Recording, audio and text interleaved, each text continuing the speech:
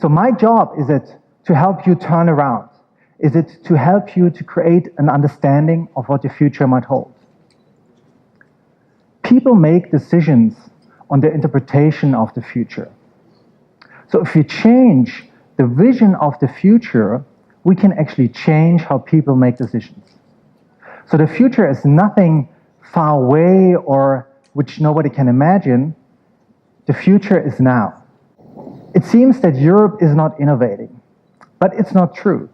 There are so many successful companies who have been born here in Europe. For example, Shazam, Spotify, Skype, Angry Birds, just to name a few.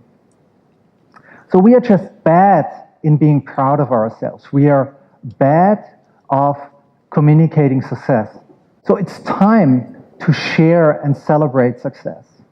It's time people understood that we need innovators, we need entrepreneurs.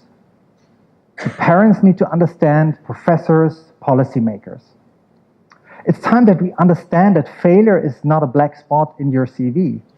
It's just a sign of progress that you are innovating. How can we actually leverage entrepreneurship? How can we drive the digital ecosystem here in that region? It's important to create a trend radar, especially for you as a digital leader. It is important because you have to see the iceberg before it hits the Titanic. You have to get an understanding how digital is transforming your industry and other industries. The first one is called human-machine interface. And it's a big shift for us that humans do not adapt how computers work. The computers adapting to human beings. There are solutions for logistic companies where you can basically have a hands-free working environment with these glasses. And then there is a 3D augmented reality with Oculus Rift. Next trend is digital healthcare. And I mentioned it because I think digital transformation is transforming healthcare dramatically. It's probably one of the industries where change has been seen the most. But first, I'd like to take a picture. Not of you, but of me. Not of my face, but of my body. But not from the outside, from the inside. That was weird. Probably I'll start all over again. I was mentioning a company called Velo. Another innovation is a biostamp, a little digital plaster which you can put on your skin. It's movable, so it's like an electronic tattoo. It has this powered by the human body as well. And these are actually innovations from the outside, but the next step is to digest them. So little sensors, like a smart pill, you can put into your body. And of course, it's just a matter of time that these devices will actually not only outside of our body, but also inside. So you're creating kind of a body area network. And they're redefining a very crucial relationship, the relationship between the patient and the doctor. Another industry which is affected is finance. Of course, you probably heard about mobile payment usage in Kenya. About 70% of Kenyan people living in Kenya are using these SMS-based payments on a daily basis. These are very simple tools, of course. The next stage is that we have it all in our smartphones. There's Apple Pay, there's Alipay in China, and Jack Ma just introduced a payment system where you can use a face recognition tool to actually initiate the payment. And you have to understand, Alipay is already doing that pretty heavily. They, since launch about 1.5 years ago, they've transmitted over 500 billion US dollars in transactions. Another interesting development in the financial industry is cryptocurrencies. And to name it directly, it's Bitcoin. The fundamental idea behind it, to have a digital and a global currency, this will actually radically transform the whole financial industry. Another topic, an industry which is disrupted by digital, is education.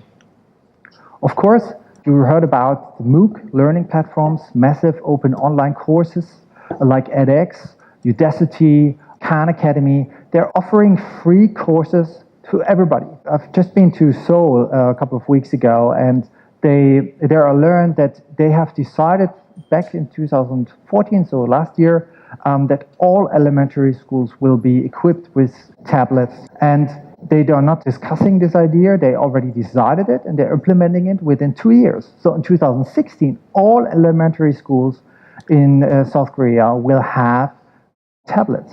Next trend I'd like to mention is digital manufacturing. So these 3D printers are coming to a price point below 1,000 euros, pretty cheap. So this is the Makerbot. You can print anything you'd like. It just depends on the printer. Anything which can be liquid, so also metal, gold, silver can be printed in printed jewelry.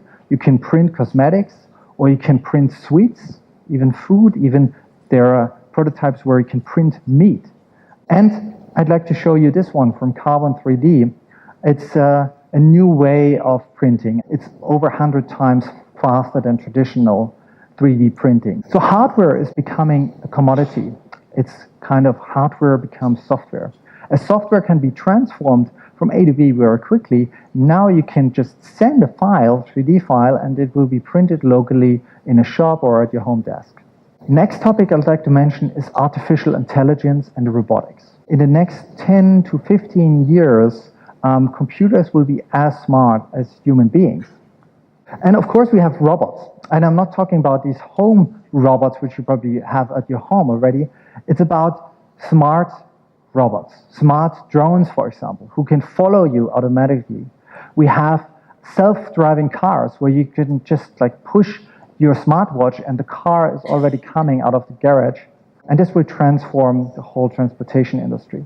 And of course, we have moving robots like this one from Boston Dynamics. So with all these trends, we are at the tipping point at the moment. We are at a unique moment of time. We have, on the one side, we have a global talent and knowledge sharing community. We have conferences like this. We have MOOC platforms. We are sharing our knowledge. On the other side, we have a low cost of productions. So 3D printing are coming down. The development costs for a website, a blog, an app are dramatically coming down since the last 5 or 10 years. And we have lean technology. You can trial and error. You can quickly come out with a minimal viable product. And you have new access to capital. You have an empowerment of people. So they can, your prosumers, the people who actually are your future consumers, they can buy it. So that's the crowdfunding platforms, which are interesting. So these people are actually empowering, of course, the whole ecosystem. And in the middle, there's the innovation hotspot. So I would say that now it's one of these moments where you can change the future. So we've seen human-machine interface, digital healthcare, digital money, future education, digital manufacturing, artificial intelligence, and robotics. There's one thing I can tell you. The future is now. Thank you very much.